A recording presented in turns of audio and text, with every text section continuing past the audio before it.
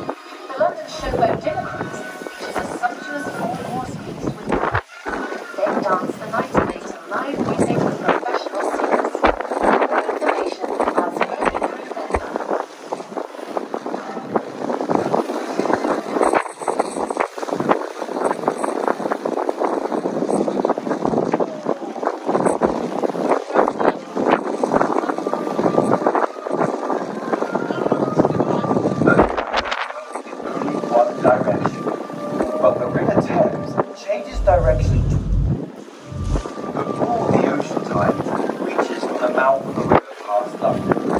So when the tide is low, the river flows downstream, but it flows upstream when the tide is high.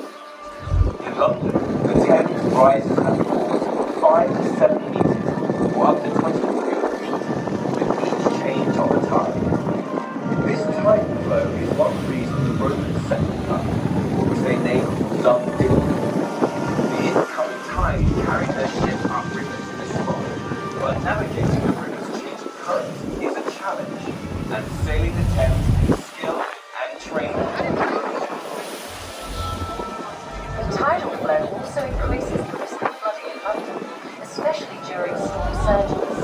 After several disastrous floods, the government constructed the Thames barrier. A few kilometres to our east stands a row of empty-designed hydraulic steel gates, each weighing over 3,000 tons. When storms blow in from the sea, the gates close to protect the city from floods.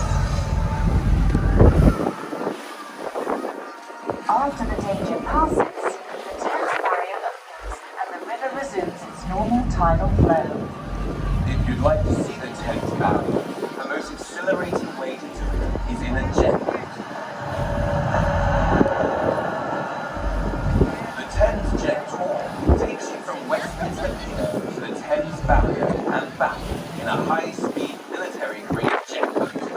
It's a speed demon's dream come true. Ask any crew member for more information about it and other Thames jet experiences.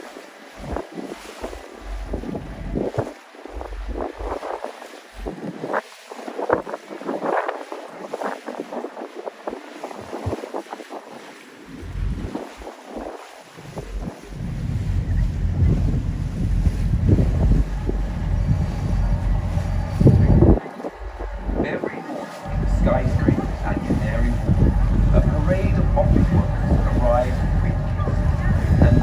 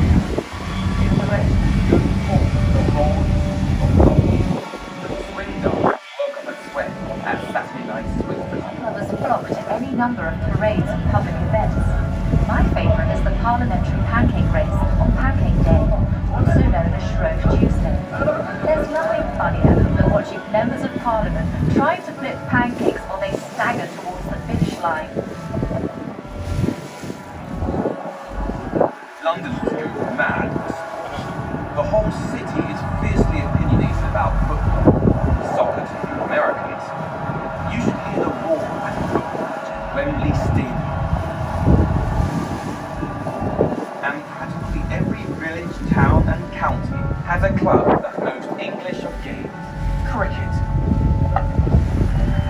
Well, supposedly got its name because King Henry VIII kept his royal kennels island, then a peninsula formed by a long, bowing curve of the Thames.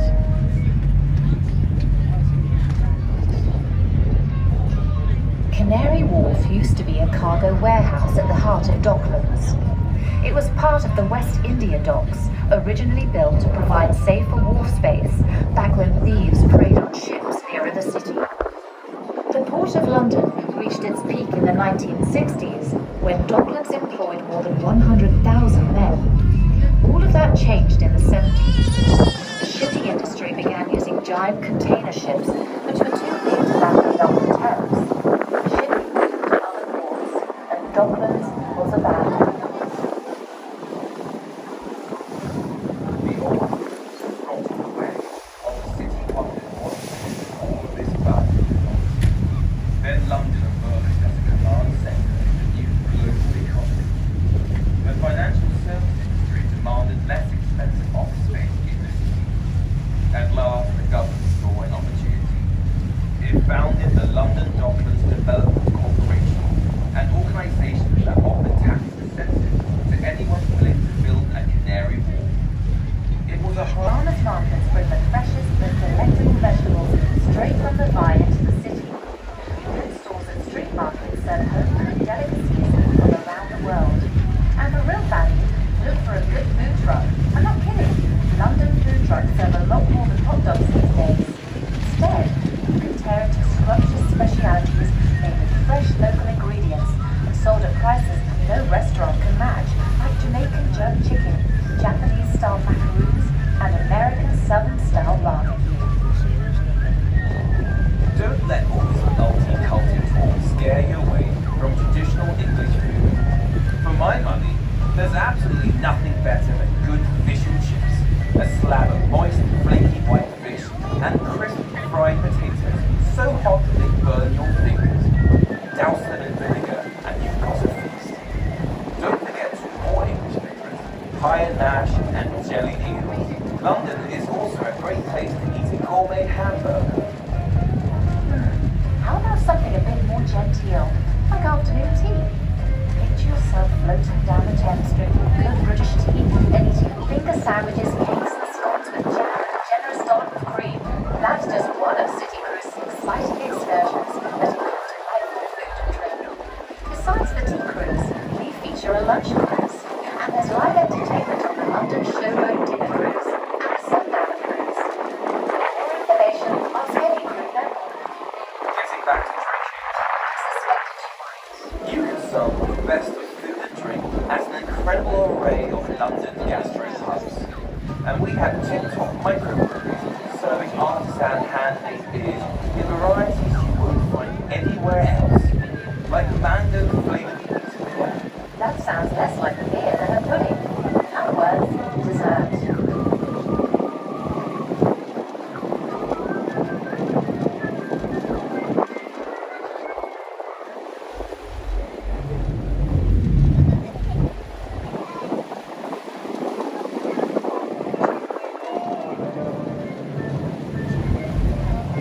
In the early days of the Port of London, ships often anchored in midstream. Lighter men or freight carriers unloaded the ship's cargo onto barges.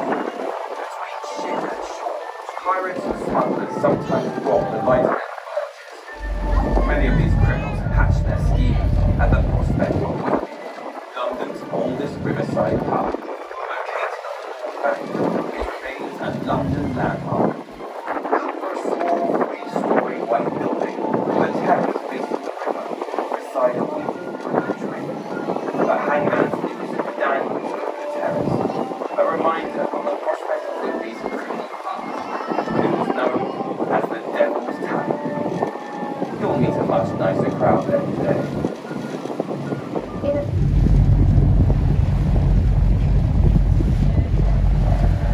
How much excitement can you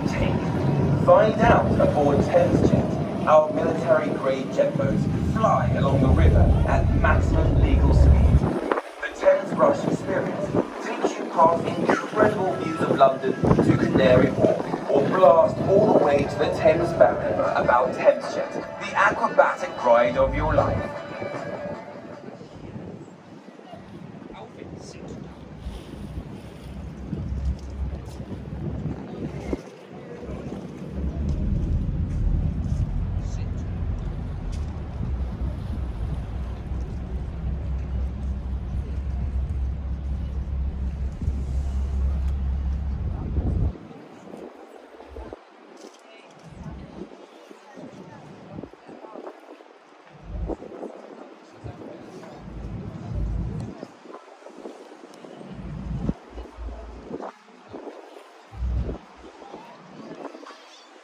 Good afternoon, ladies and gentlemen. We're just making our approach slowly towards our next stop, Tower Pier. You get a nice photo opportunity up here on the open top deck of Tower Bridge, some of London's sights. So if you are downstairs, if you'd like to come upstairs, it's not too cold down here.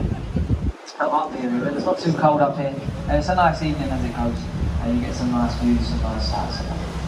We'll be alongside Tower Pier for around about 5 to 10 minutes. Pick up a few passengers. We'll then be making our way upriver towards Westminster. I'll pick up the microphone again when we leave the pier here.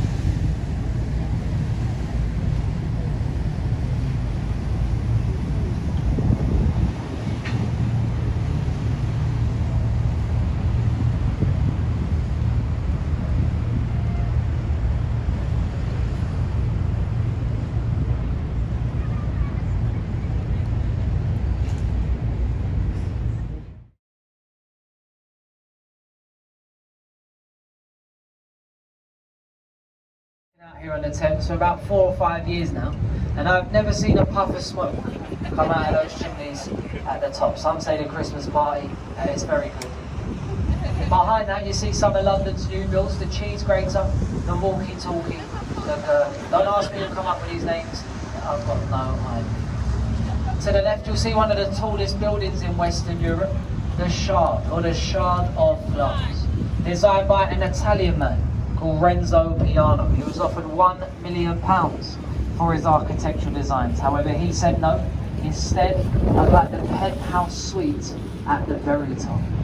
He later sold this penthouse suite for £30 million. A very clever man indeed. Inside there are hotels, offices, restaurants, apartments. A 6-star hotel, Shangri-La Hotel inside. And on the 72nd floor, a viewing platform. On a clear day like today, you can see up to 50 miles in any given day during the Great Fire of London. It's a golden flame just in between the buildings there on the right hand side. Now if you lie that flame down 202 feet to the west, that's the direction in which we travel. It will lie directly on Pudding Lane, where the Great Fire began many years ago. Now as we pass through Sutton Road Bridge here, on the right we see a building with 4 columns.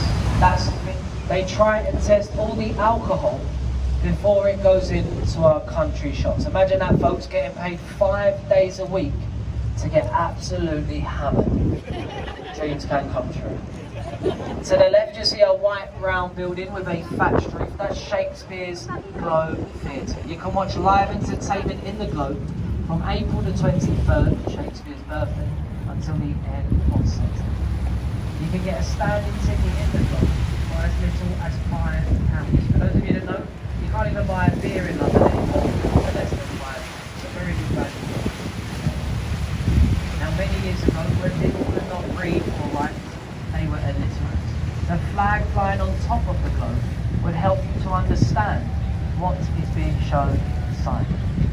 A white flag for a comedy, a black flag for a tragedy, or a red flag like you see today for a historical play.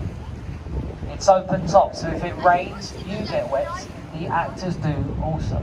There's also no toilets inside, so they say, is it to pee or not to pee? It don't get much better, folks. Do we have any modern art fans on board today? Any modern art fans? A few people. Look to the left, you see the former Bankside Power Station. That's now the Tate Modern, the most visited modern art gallery in the world. Over 5 million people a year visit the Tate. You may find you go there on a school trip one day. It's free and open to all. Give them a wave up there on the bridge, folks. Give them a wave. Stop some throwing things at us. It's just a wave. Now if you walk across the bridge here, you come to Sir Christopher Wren's masterpiece on the right hand side. That cost him just £75,000. It's 365 foot high. Easy to remember as 1 foot for every day of the year. I think you can hear the Globe Theatre going ahead.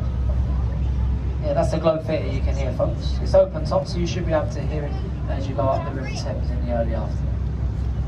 Ahead of us, you will see the Blackfriars Rail, the Blackfriars Road Bridge. Take a look to the roof of the first bridge here. You'll see solar panels from one side of the river to the other. These solar panels, a £500 million development for the London 2012 Olympic Games. The solar panels on top of this bridge, they power up to 70% of the station's daily use. A very clever design indeed.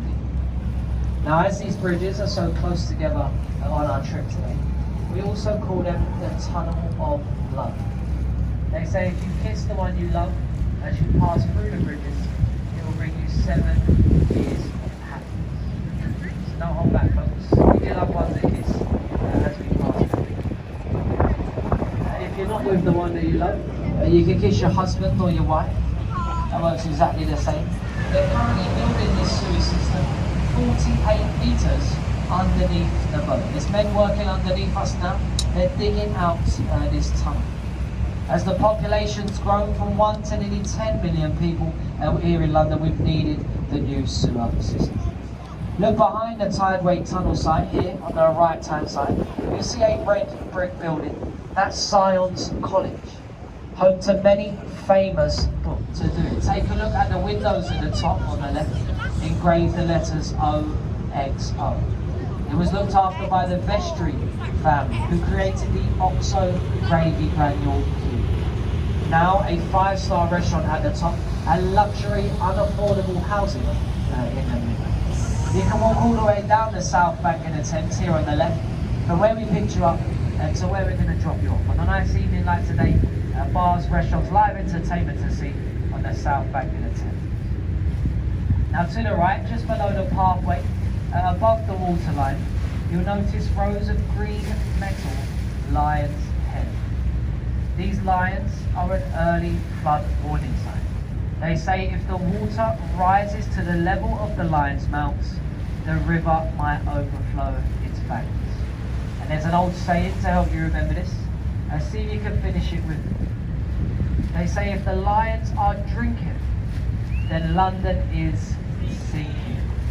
If it's up to the lions' manes, we will go down the drains. And if the lions are well and truly ducked, then London is well and truly flooded. Now, if it was going to flood, the Metropolitan Police, they'd use the last remaining blue phone box, you see, blue phone box there on the right-hand side, to call the London Underground station, to close it, to prevent it from flooding. Coming into view now on the right-hand side.